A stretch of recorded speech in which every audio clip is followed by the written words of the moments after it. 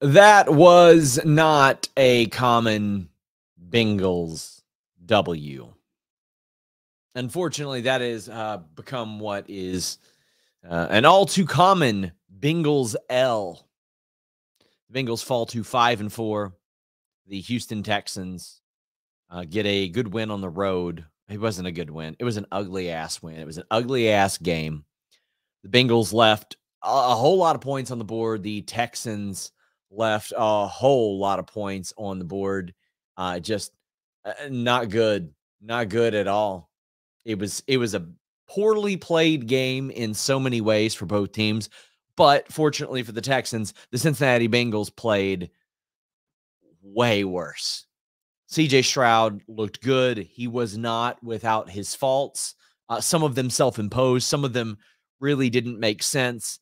I'm going to be complaining a lot about the Cincinnati Bengals defense today. A 30-27 game that the Cincinnati Bengals had an opportunity to win, to salvage, to take into overtime where they had momentum. The Bengals failed. They flopped.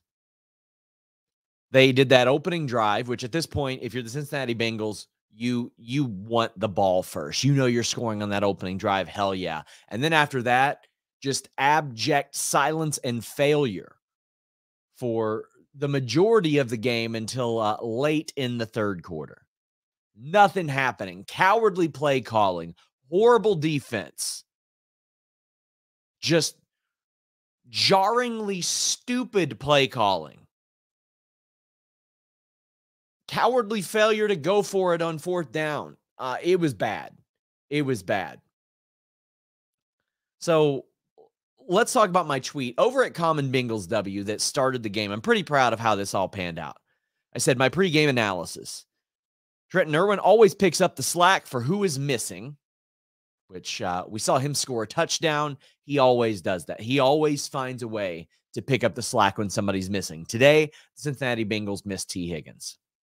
Follow that up and said, but I'd like to see the tight ends get targeted the way they did last Sunday, because last Sunday, the Cincinnati Bengals and their performance against the Bills made it glaringly obvious that they have undervalued the tight end position for years.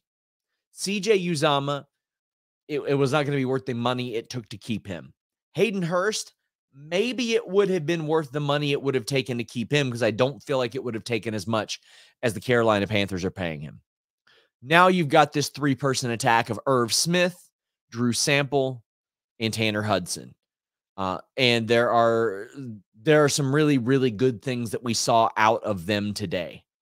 Tanner Hudson, 6 receptions. He was targeted 5 times on the opening drive. It was phenomenal. They moved that ball right up the field.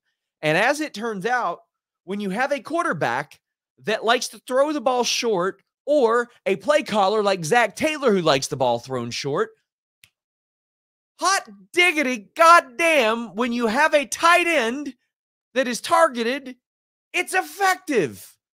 We're going to talk more about that later. Drew Sample, 2 for 3. Irv Smith Jr., 1 for 1.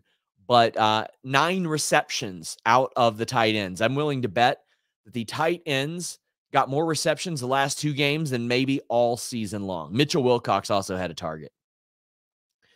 That wasn't without fault. We'll get there.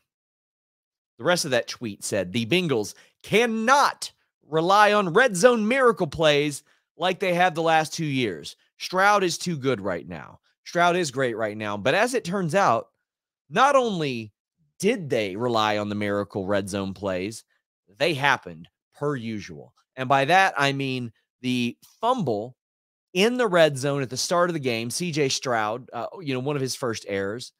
The phantom fumble, I don't know how they called that a fumble on CJ Stroud. Like, my heart goes out to the guy. That was not a fumble. Not a fumble. And then the Bengals got bailed out in the end zone from a touchdown due to a penalty. So those miracle plays continued to happen, this time more in field goal range. Now, the thing about the Bengals today was they had the benefit of, 1, Nico Collins was out. 2, the Texans kicker was out. And what you had was a guy who was completely unreliable, like beyond 40-45. So You look at that and you say, listen, if we clamp down and we keep them out of field goal range, really, if they can't get within 30, 35, the Bengals have a very good chance of winning.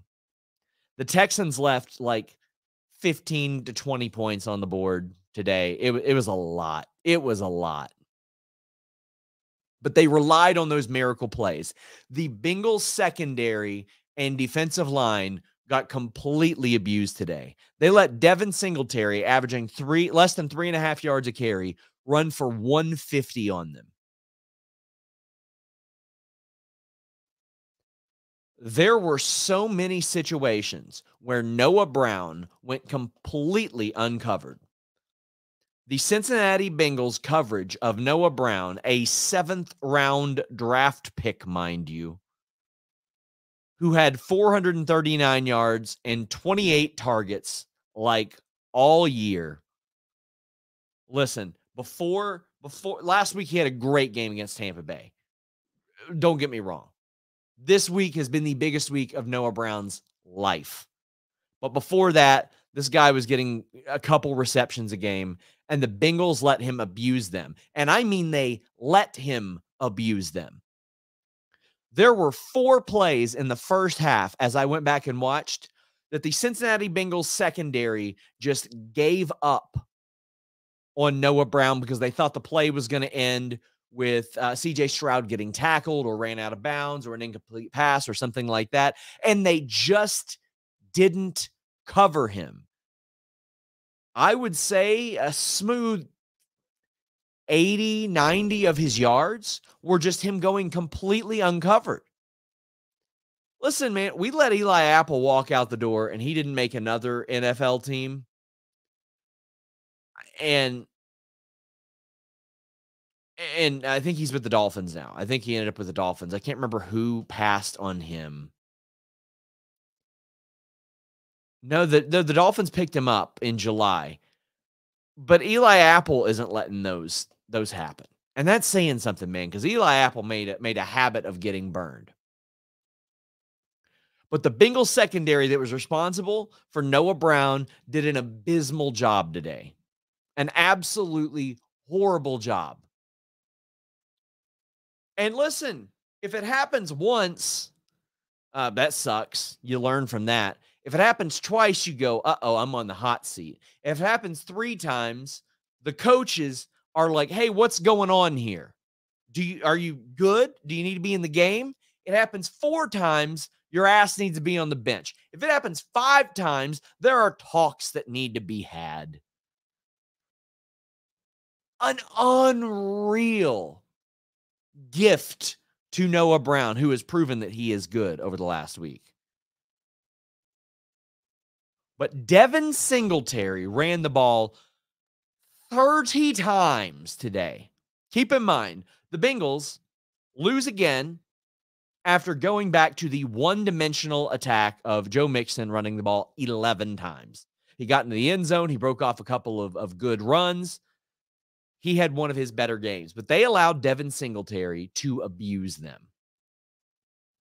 They could have got Chase Young for like a 3rd rounder. I would have done that in a heartbeat. In a heartbeat. I don't get it, man.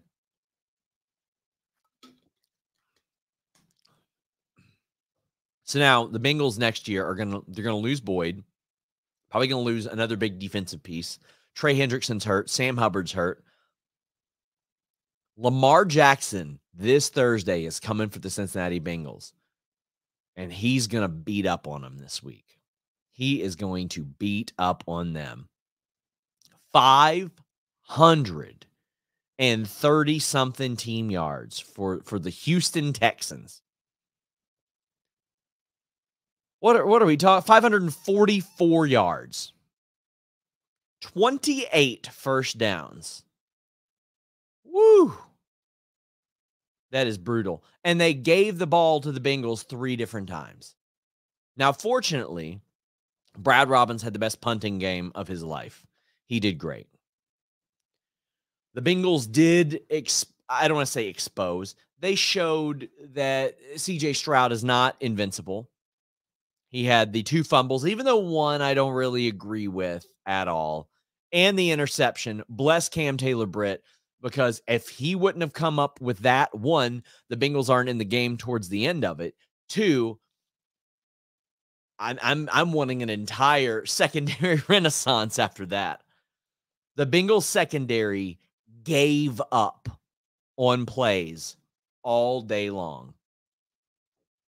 It was some of the laziest coverage, some of the worst switches I have ever seen the Bengals have ever. This game was bad enough for me to go, okay, maybe Lou Anarumo probably isn't getting a head coaching job next year. That's how bad this was. Seeing it from where we did, and you could see the secondary just kind of slack off as CJ Stroud was being chased. By the way, the Cincinnati Bengals got back into that situation to where they just let people run on them, and they don't clamp down. They don't make tackles when they need to make tackles, and people just dice them up. Early on in the game, it became a thing over the middle, which that's been the go-to on the Bengals. 3rd down, you go right over the middle. There's going to be somebody open.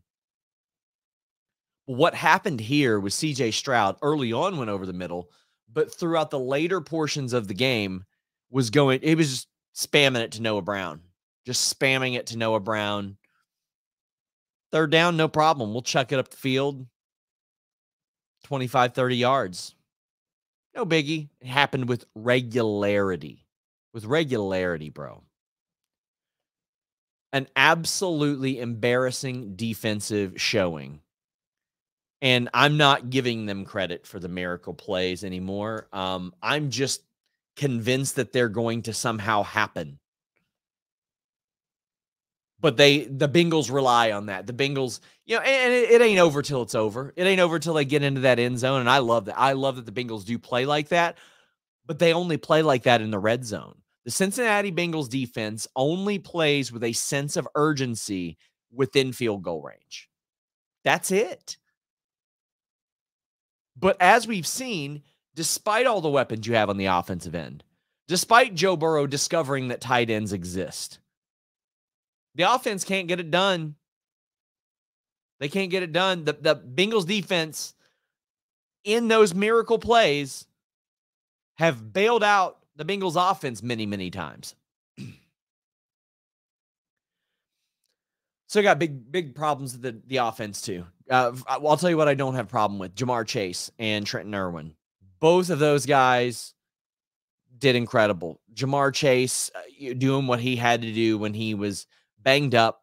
If he wasn't in this game, things would have been bad. That deep pass, that 64-yarder to Jamar Chase was a thing of beauty. I saw that and I was like, oh, Joe could probably run for about 7 or 8 here. And he throws the ball and I was like, oh, who's he got? Oh, there he is. And there was Chase wide open. Because guess what? He's always open.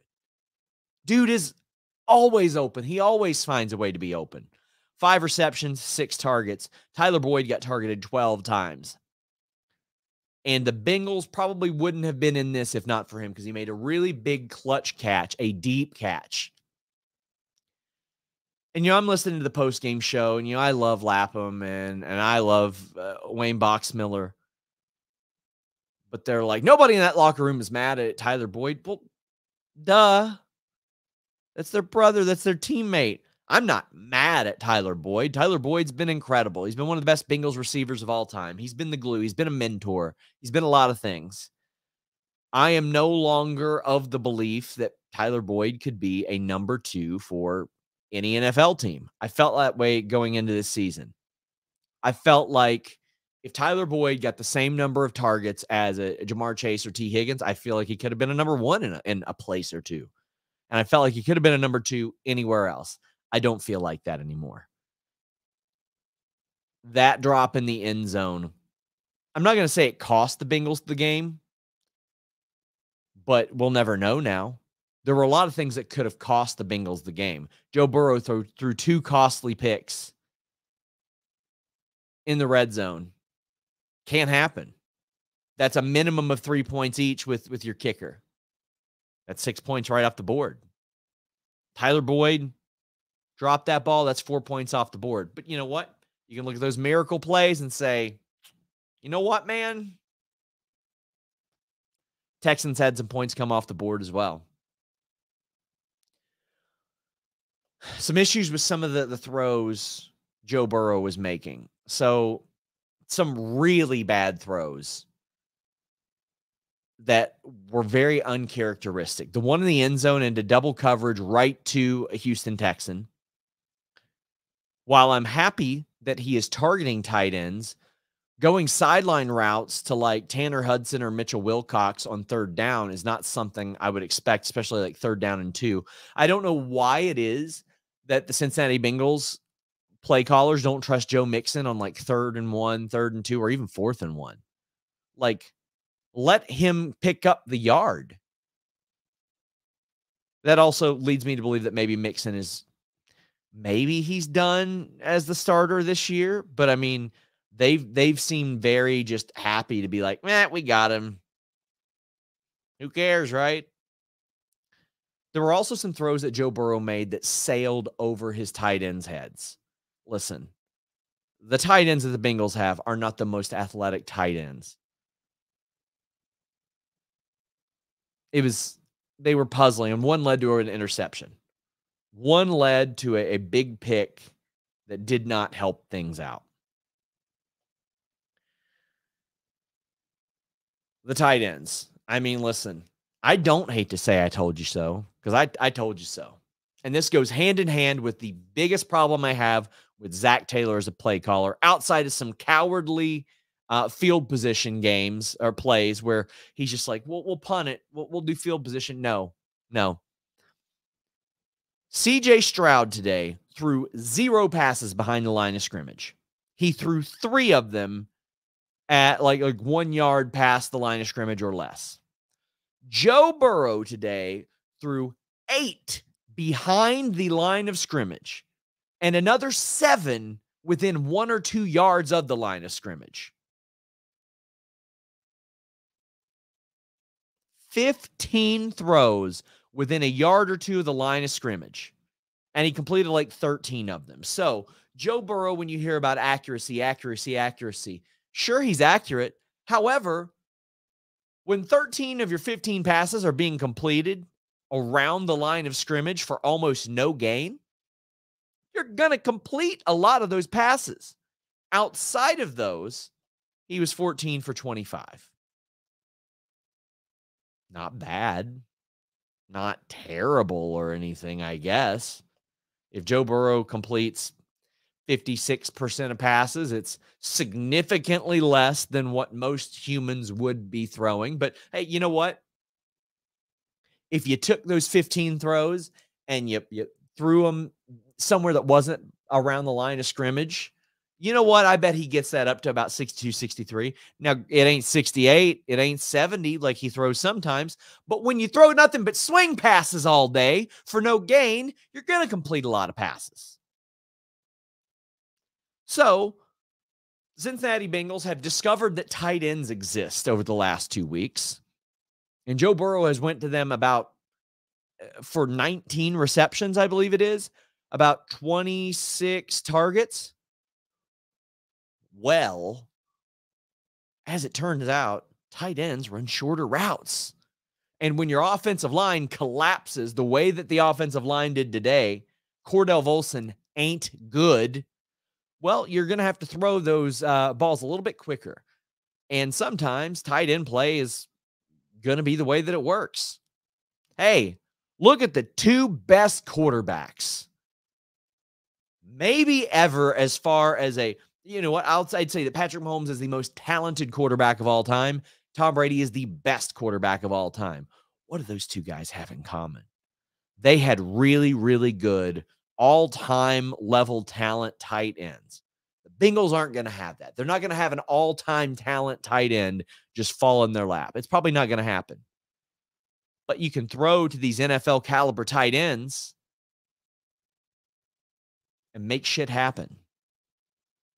Tanner Hudson has stepped up and taken the job. Why are the Cincinnati Bengals not as aggressive in the first, second, third quarter as they are the fourth quarter? Throwing the ball 10 yards up the field. Where's the run? I said this early on in the season. The Bengals start off 0-2. Joe Burrow had an injured calf, and I said we should run the ball more. I listen, if Mixon can pick us up 3 yards on the first down, I believe that Joe Burrow can pick up another 6 or 7 to get that first down, especially considering the nature in which he throws the ball, which is laterally by and large. Zach Taylor has lost my confidence as a play caller. I believe him. I believe in him as a player manager. I believe him as a personality manager, all that. I do not trust him anymore as a play caller. And I don't care if it's Zach Taylor, Brian Callahan, Joe Burrow, whoever is calling 15 passes within a yard or two of the line of scrimmage. They need to stop that. And if Joe Burrow, your star player, is like, well, that's what I feel comfortable doing, I would say I feel comfortable winning, and I think that those 15 passes would be a lot more effective a couple yards further down the field. All those 3 and outs. You mean to tell me out of those 15 swing passes, 15, if he would have chucked the ball 5 to 15 yards, it wouldn't have resulted in something more significant for the game? I don't remember really any of those swing passes resulting in anything substantial, personally. Doesn't help when you sail it over the head of your tight end as well. Zach Taylor also, doesn't trust Mixon on 3rd and 1, 4th and 1. If you can't pick up a yard, what are you doing? If you can't pick up a yard, what the hell are you doing, man? This was a very frustrating game. And the Bengals had the Ravens, who somehow lost today. Even when we get help, we don't get help, right? Because at this point, with the Bengals losing, the reality is the Bengals are not winning the division. They're not winning the division. Give up. It ain't happening. So what you want is the Ravens to beat the Browns. Help the Bengals out in the wild card. Nope, doesn't happen.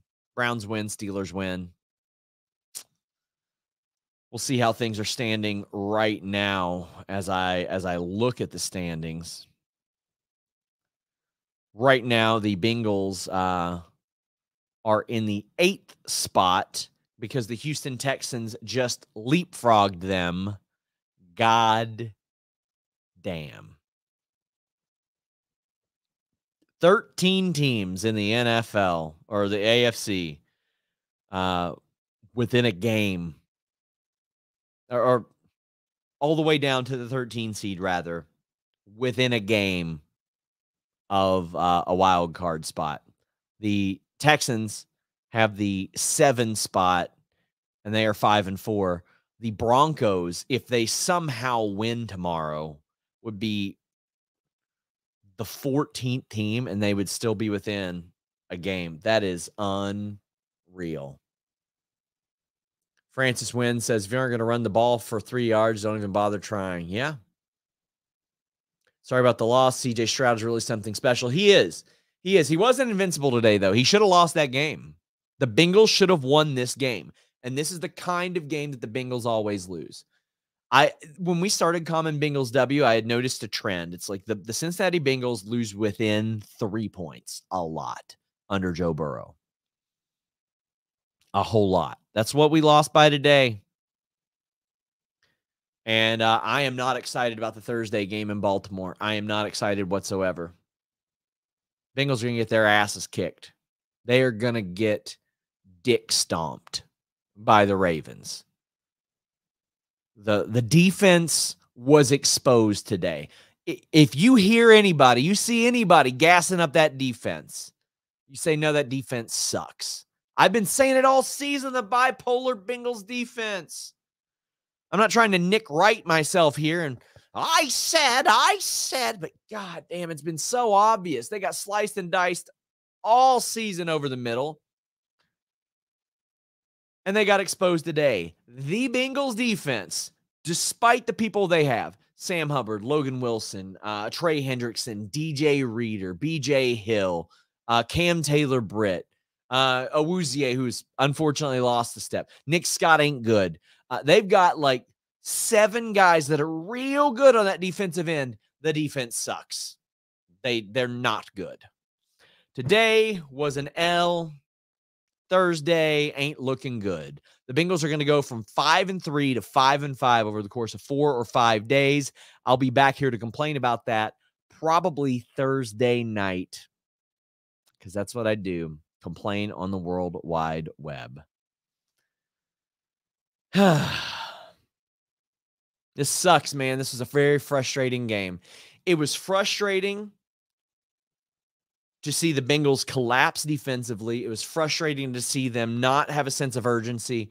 And it was frustrating to watch them gift wrap this game to the Texans after they took it back and gave us hope. I just want to thank you guys for joining me. If you don't mind, share this on your social media, your Facebook, all that stuff. It would mean an awful lot. Till next time, we're out.